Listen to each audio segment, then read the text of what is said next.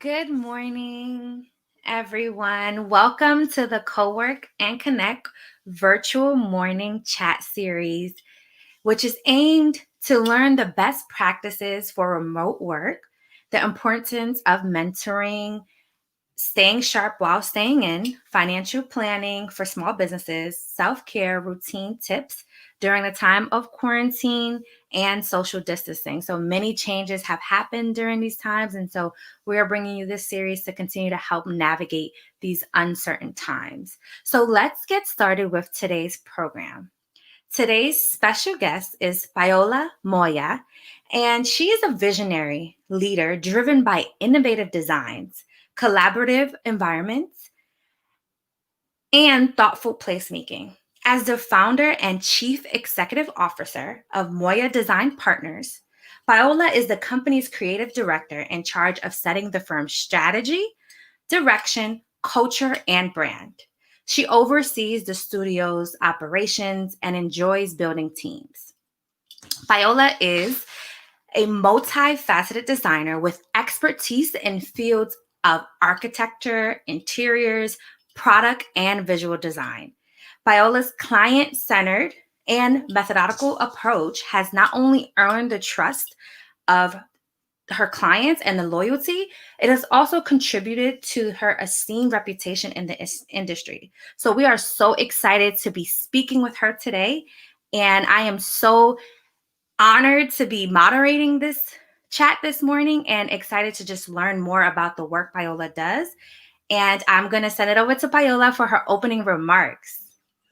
Hi, good morning, everyone. We're so excited to be part of this morning's conversation and just be with the organization. The organization has done amazing things for women and giving us a platform to tell our story. And so, thank you very much for today's conversation, and Kila for moderating it.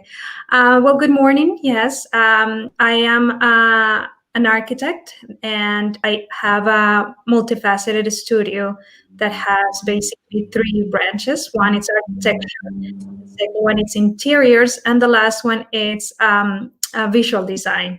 My background is maybe as many immigrants that have come to United States, full of anecdotes and experiences that that made us where we are and who we are. I am from Colombia. I was born and raised in Bogota, the capital of Colombia. I came to United States about 18 years old.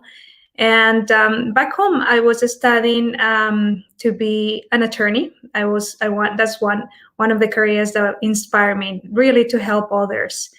And then after 2 years of studying, my family and my siblings and my parents, as a family, we decided to come to United States and really open opportunities for my siblings and for ourselves. But of course, at that time, we didn't have much. We pretty much have a bag full of dreams and just ideas of what life will be in a new country. So the first years were particularly difficult and different, and it really bonded us as family. We had different jobs. One of my first jobs was at a kennel in Maryland, and I say yes. I mean, I was the first one to be offered a job in the family, and with no hesitation, I say, of course, I'll do it. I didn't know what that word meant, but I say sure. When I realized that it was taking care of dogs or cats, I was petrified because I had a phobia of dogs. I was bitten when I was little by dogs, and it was just quite a challenge to overcome fears. But you have to do what you have to do, right? And through the first years, everything that I was possible will do. So I worked at a kennel. I also work delivering pizzas and learning how to drive and read maps. Back in the days, you had the book where you had to flip and then really look where the address was. No Google address or maps like now. And then one time I was an assistant in a law firm in a medical malpractice, and I really thought that I was going to go back to school to study law, and I realized that the creative aspect that I have always had was something that I wanted to pursue. So I saved money, and probably after 5 years of helping my parents and my siblings, working 2 or 3 jobs, I was able to save money to go to Montgomery College, where there I discovered the love for my career, architecture, and what I really wanted to do moving forward. So um, I saved more. I couldn't afford not working. So through my entire school years, I worked full time, and I also studied full time. So my night classes, were ended 10 p.m. or so. Went home to homework, try to get ready, sometimes 3, 4 in the morning, and wake up and do it all over again the next day. But it just taught you that, just slowly, resilience is something that, and discipline that pays off. So it's slowly, you get there slowly, but that definitely pays off. I transferred to Catholic University and finished my bachelor's there. And then I went to my master's program, where I also finished with honors. And my thesis program was focused on housing for internally displaced people. Similar to refugees, displaced people are um, families and a population that has to move within their own country. The project won some national awards and also got me to be able to present it in front of the first World Summit for Peace in Istanbul in 2015. So I think that once you lead with really your heart and give just, I wanted to make sure that I still, had the opportunity to help others, and I used that my career to start that. By the time that I finished my bachelor's and my master's, I had already accumulated experience in the field, especially in the management side and design as well. I think my first company, Georgetown Design Group, allowed me to really understand the business side of architecture, how to deal with clients, contracts, and documents. It was just a great experience. And then when I started on this design side, I was able to work with consultants and work with clients more in the design side. By the time that I finished my master's, I had landed another opportunity to work another design studio, where I was able to go from project management to become a partner in the company. And then we rebranded the company to be Moya Design. And at that time in 2019, in 2009, we were able to really grow from 2 people to, at some point, we were 20, 25. But it was interesting, the process, because I was mainly designing or managing projects, but I never managed a company. And sometimes we don't have the tools to really take us to the next level. But just studying, talking to people, and asking questions is really what helped me to get to really becoming a business owner. That was another, I would say, another school. And I had that business from 2009, 2010 until 2017. I learned the importance of marketing. I learned the importance of really telling your story to other people so that you can really sell your products, right? At the end of the day, when you're a business owner, you really want to provide that message to those that could be interested on your work. And then I started the graphic design studio, and we quickly started having clients that will not be connected to the architecture at all, but they wanted us to provide, design solutions for them. So 2017 came, and I wanted to really do things differently. One experience that really marked my life, I would say forever, was actually 2015. I had not practiced the. I didn't have experience in business development, and I felt that that was something that I was not equipped, or I didn't have really the lived experience like my peers. And as we were getting projects, we were also finishing projects. And the cycle in architecture sometimes is 1 year in order to get a new project and really start getting paid on that project. So it was great because 2015 we have several products out there, but we didn't have new projects. And I think that's when I really hit what we feel the recession and the hardships of business owners to do things that you never thought that you had to do, like let people go, people that you grew with, basically, that you mentored, that you gave them all the tools and friendships and so forth. It's a tough decision. You still had to do the same amount of work, maybe more, and with less people. And there was a lot of people that were upset with you because in a way it's your responsibility, and you needed to be taking care of the families of these team members. So it was interesting because at the end I felt like I woke up one morning thinking, oh my goodness, I've been working I would say Sunday through Sunday, 10, 12 hours for the last years, just growing the company.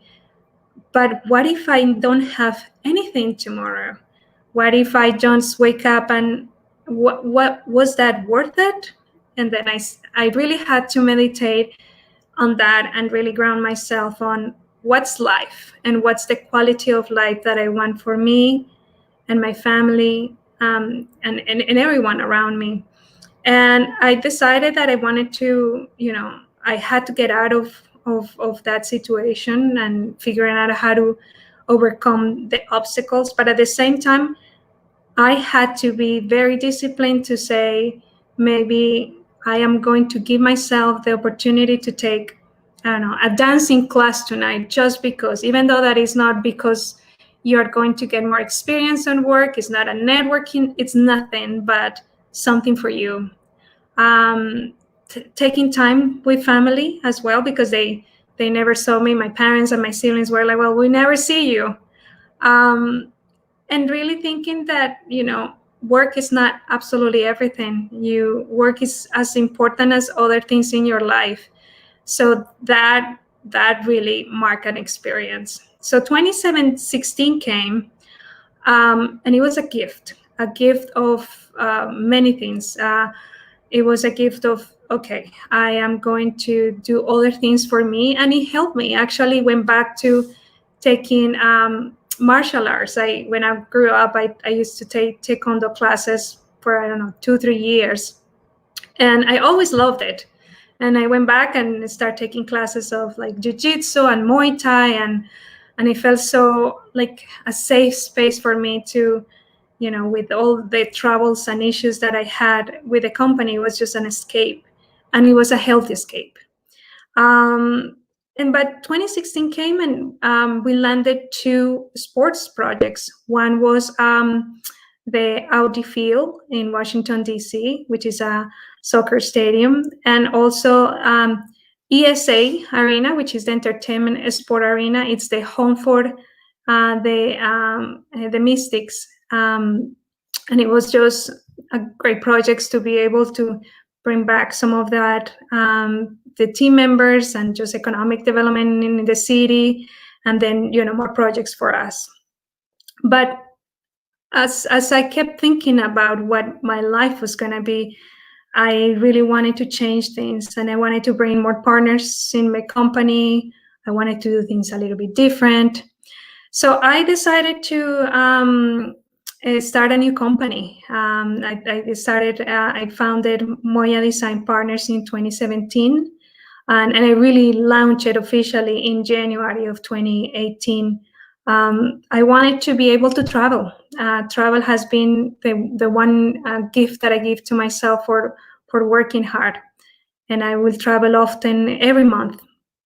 And I say, wouldn't it be so great to be able to work remotely and continue to, to communicate with your clients and be active? So I say, you know what? I want to make sure that all my platforms are cloud-based, that everything is, I can access it at any time so that I can have that mobility and flexibility that I want. And then as I start hiring people, I would share with them that, we'll have a full working platform for them to work, whether at home or wherever they work best. And that we have also our DC office where we can go, we can collaborate, but the communication was key. And as I have worked in the past with designers and professionals around the world, one person led to another person, and one of my art directors, she's from Italy, she's Italian, and she works there. I have people in South America that are doing also professional services in my as a team member in the company. Canada and United States. So it's interesting because as we were growing and of course DC, but as we were growing, people couldn't understand, how do you connect with people across the platforms, and how is it that you work? And I will always explain, and then we're always ready for what now we have all of us to do through COVID. And I was like, see, this is what I meant. We can collaborate with other people. We can, do things globally. And what I like about that is because you're able to bring talent and perspectives from different areas that sometimes I wouldn't think of because someone else had that experience. And it makes us more holistic when we are providing solutions to our clients. So we are now about to have our third year in the company. We are doing projects we finished a project for housing that helps women who suffer from domestic violence. And it's a beautiful project with a great social cause. We did a day services centered in downtown DC that helps people who suffer from homelessness, and they are able to go there, have food, they can wash their clothes, they can have social services, they can apply for their license, get their birth certificates because sometimes they don't have any documents with them. And all of that was in the basement of a church. We have also done a project that we just finished across the Anacostia metro station. This is going to start construction. It's about 135 units of affordable housing for our DC residents. And we have been able to work with the Special Olympics in an interactive display on how to not be bullied in school and raise awareness. Even to graphic design projects like the banners at the Black Lives Matter Plaza, where it was an interesting task and sad task to figure out how to add names, to the list, and it's really sad to see that. So we came up with some silhouettes in different colors, and then in the back of the banners we have some of the names that were victims of police brutality. So very multifaceted, very diverse, and I think that what is great is to be able to do again what you like to do, and having Moya Design Partners, be what I had envisioned. It's just wonderful. Thank you so much for sharing your amazing story, and congratulations on all your success thus far. It's so inspiring. Can you tell us a little bit more? I know design impacts us in so many ways, and you named some of the ways in which you help communities. Can you tell us a little bit more about the way design impacts us in the way that average person may Yes. not think so? I think that sometimes we, as users of spaces, sometimes we don't have awareness of certain things, but once you enter into the space, you feel differently, right? So, for instance, when as we are designing for housing, for instance, for domestic violence, or even products for or spaces for homeless, the misconception is that we don't have money to invest in these spaces. Therefore, it should look a certain way, or it's not safe to get in there. Or we all the way that we look at things, we already have an assessment of what that person or that space or environment makes us feel. When we designed the Day Services Center, we wanted to make sure that it felt like an interior garden, like an oasis for people when they enter. It was so different from all the services centers that have been designed in the nation, because when you entered, you didn't feel that you have to be protected. It felt very open, and it felt so welcome that some people were asking, is this a center for the homeless? Because it doesn't look like it. And the guests, the clients, many say that they felt so safe, so comfortable, and the people who work at the center make them feel loved. And that speaks a lot about how do you present something to people to experience. Now during COVID and working on other projects that have affordable component, it's important to see, how are you able to be safe and still be active, right? We have now so many restrictions, physical restrictions that we need really to take care of.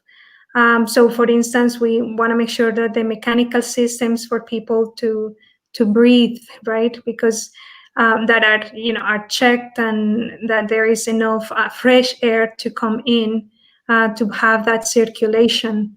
We want to make sure that windows are operable so that you have that, that all the bacteria comes and goes out. But even public spaces, we designed a park by Eastern Market Metro Park, and it was a park that people will not linger. People would pass by, but they really didn't want to stay too long. As we finished precisely one of the phases during COVID, that park is busy with pedestrians that are reading, are taking lunch breaks, are taking their kids so that they can use it. Spaces provide that, and it gives you a stress relief, it gives you oxygen, and safety. Housing is, in the Maslow, hierarchy of needs for humans. Housing or shelter, it's the number one. So that's what is so important, even for us, when we were designing how we could provide solutions for those who don't have housing. Wow, that's amazing and so powerful that you're able to think through every part of it and work through each part, thinking marginalized communities, what do they need, what helps them. And it's just such a powerful and unique message that you do. So I do have a question. I know that the architecture space or design space more broadly may be very limited in the amount of women who maybe operate or work within it, especially Latina women or women of color. What advice do you have, or how do you navigate the feeling the value and making sure that you communicate your value as a woman and a Latina? Yeah, that's a great question. It is true. The architecture of even construction profession, it's has been dominated mainly by males, right? By men, and I think that that's changing slowly, but it's changing. We have now more students that are female going to design school, architecture school, engineering school.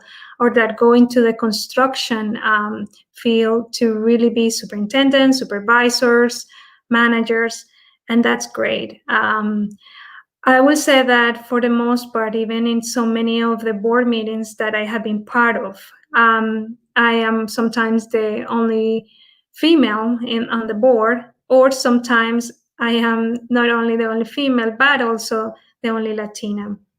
And it's strange at first, but I think that one of the things when I came to this country was you have the perception that maybe immigrants don't have the same product or quality as other people.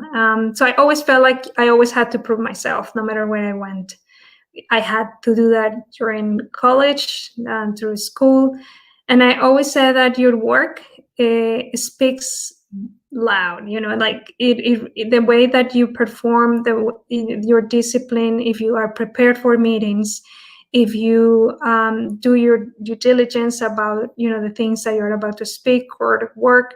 I think that is a good solution for being intimidated sometimes when you are in these meetings, and you are the only gender or ethnicity that is different from others.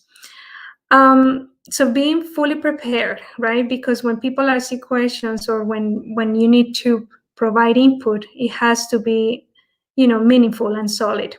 That's one.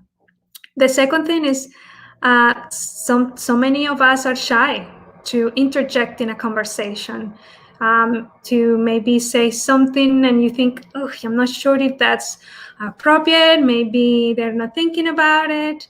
Maybe it's not prudent to say it now. And then someone says it, and everybody's like, oh, that's a great idea. And you're like, why didn't I speak up? Why didn't I say anything? Um, that happens often.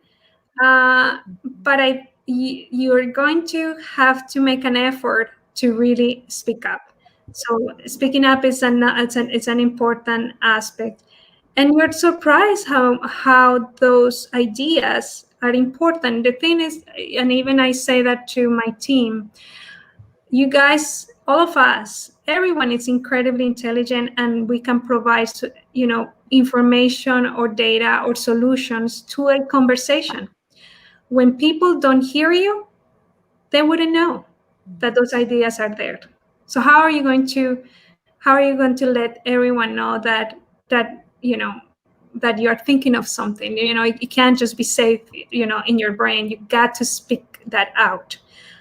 So that is important. And then not being afraid when you're being challenged. You're always going to have someone that is dismissive, that someone that is going to think maybe less of you, or whatever are their motives. Or sometimes we interpret other shy people as rude. So just get out there, right? One thing that I will say, both in Muay Thai or Jiu-Jitsu train you, is to get out there and not be shy. Protect yourself, but get in there. Not hesitation. Don't hesitate. It's important to show the world what you can bring. Mm-hmm. Thank you so much. So we have be prepared, speak up, and get out there. Mm-hmm. And I think that message is so important. I know you mentioned your team a little earlier just now. Mm-hmm. Discuss how you have transitioned in the time of COVID and how you've supported your team as a leader and entrepreneur, or just what changes have you made since COVID has happened in this climate? Right. So our team, especially the team in DC, were asked to, I asked everyone to please work from home. We weren't sure in March what was the deal with COVID. Everybody had different ideas around the world of how long this could take. And then as we got more information, and we realized that we were continuing to work from home longer time. So as our platform had already been put in place about working, we never had to worry about laptops, or how is our server, or where are we going to save the files, or how is this interactivity. We were ready. I mean, it's crazy, but we're absolutely ready. What is important now is to provide the support that they need, as they have to hibernate at home, right? It's important that I tell them to try to go to nature parks, or take time to really get out of home, because home you're living, home you're working, home you're homeschooling. There are so many things that are happening at home, and it's important they have a little break out of the monotony, and just the space, just to do that. So the mental health is important. That for me, to make sure that they are doing okay. Sometimes we worry about their physical health, but the mental health is as important as the physical. And then providing enough support and resources, so that if they feel overwhelmed or they are working too many hours, that we can bring more staff or team members that can assist them, so that it balances, just the stress or the pressure.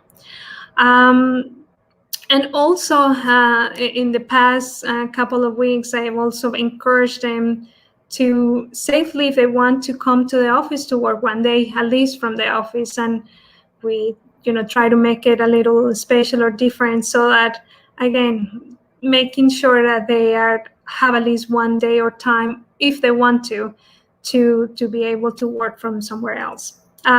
Some of them have been able to travel to their either parents or family members.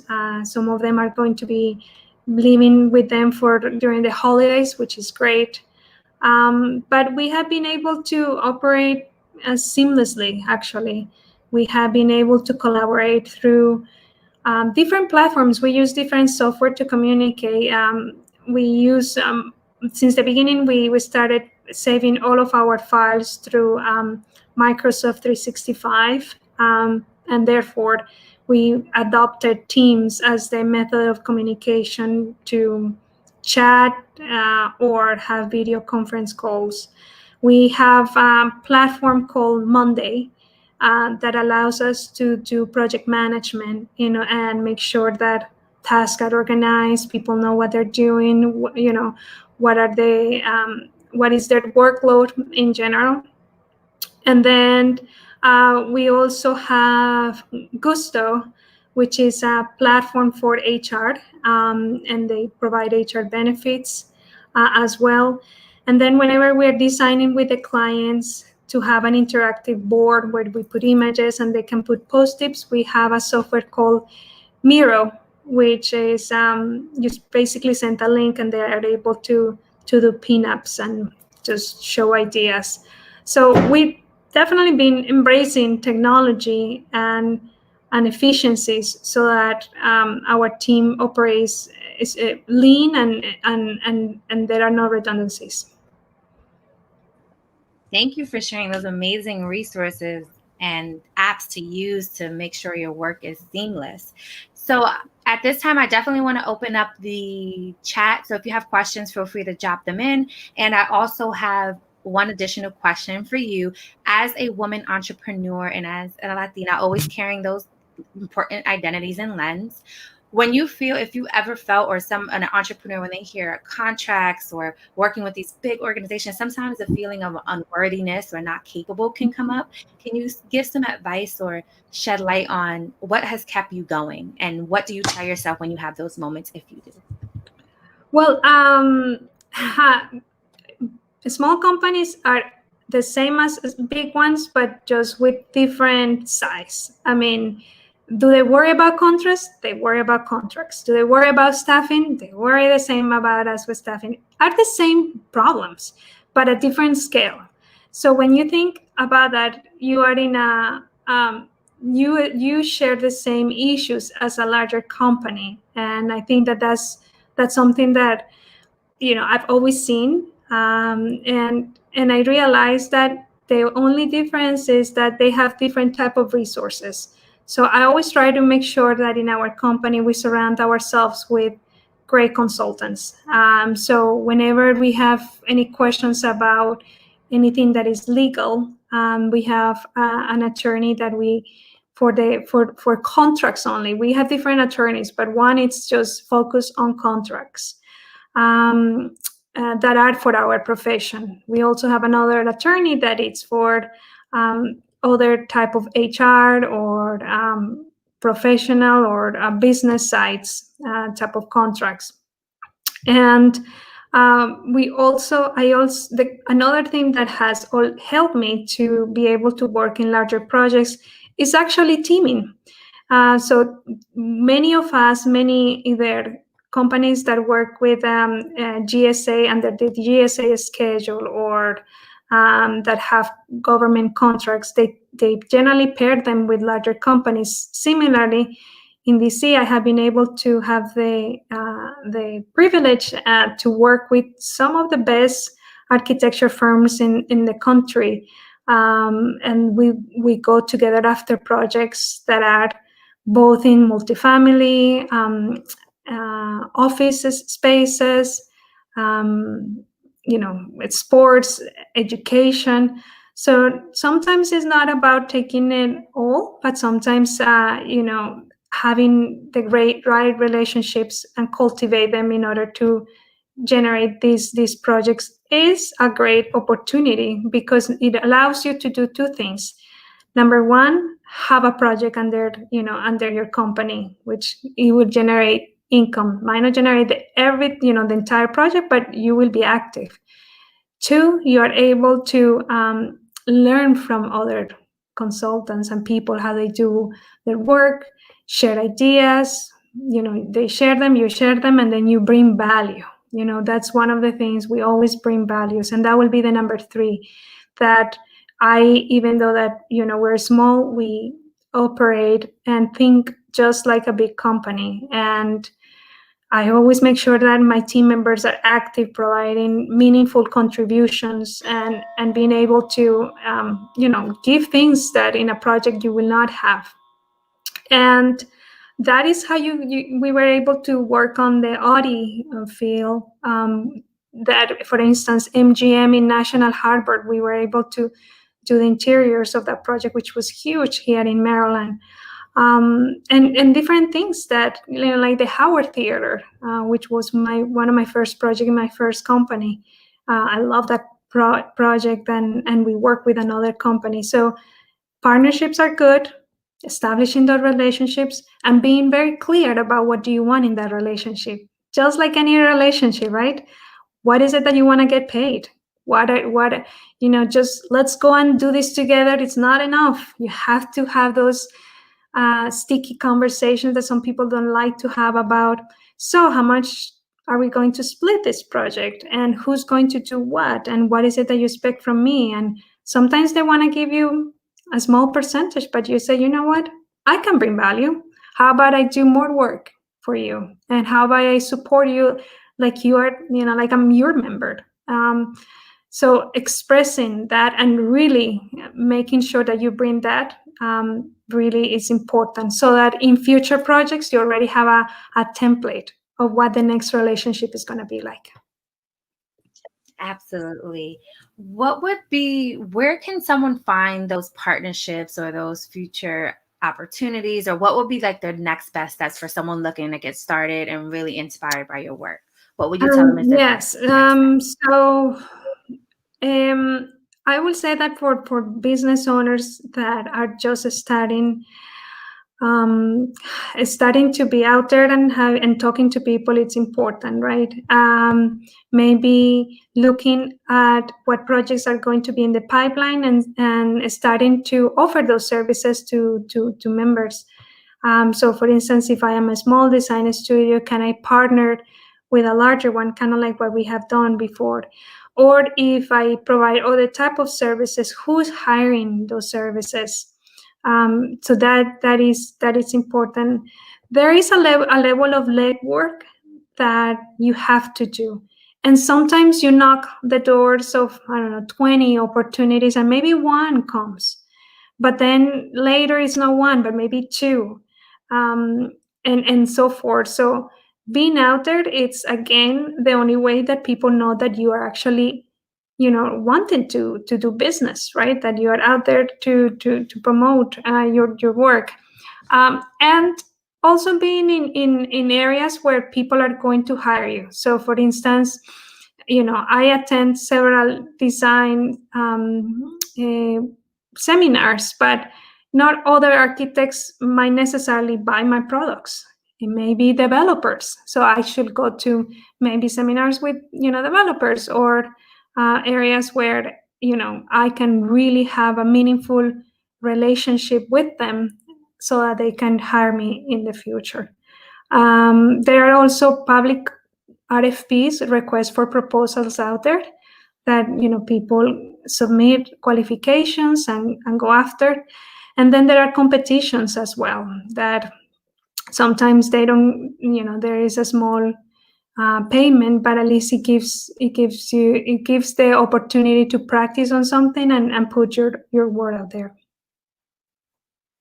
Absolutely. Thank you so much. You dropped so many gems and takeaways. And just to recap some of them, is being prepared is important. Always speak up and get yourself out there. Use systems such as Microsoft, Monday, to make sure that you can have the operations and flows intact during this COVID and the pandemic. And also looking at the competition and RFPs, partnerships, talk to people, get yourself out there, and you'll definitely be on your way to starting an amazing business just like Paola. And she's such an inspiration, and I'm so grateful. So again, we'll leave the next couple of minutes for any questions. Drop them in the chat, and feel free to ask Paola anything that you may need or want help or support on. And if there are any questions that come up, we'll ask them. And if not, we'll just wrap up with how can people get in contact with you? What is the user journey for when someone wants to work with you, etc.? Yes, I will say that feel free to connect with me via email. My name is Paola, just like in the screen you see the spelling, and then at moyadesignpartners.com.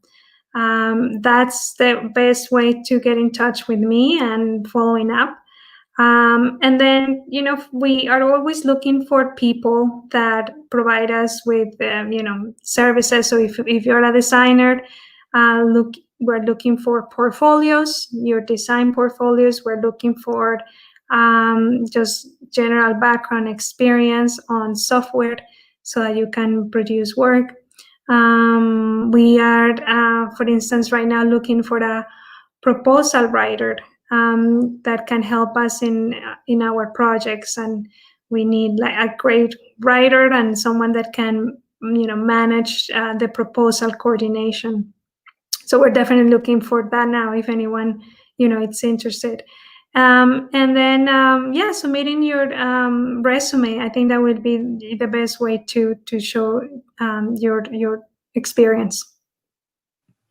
Thank you so much for sharing. I know a lot of people can utilize the opportunity, especially during these uncertain times. Yeah. Again, thank you so much for joining us. Thank you. And I just want everyone to continue joining us every Wednesday for our Cowork and Connect series. Visit walkerslegacy.com for the latest and greatest activities.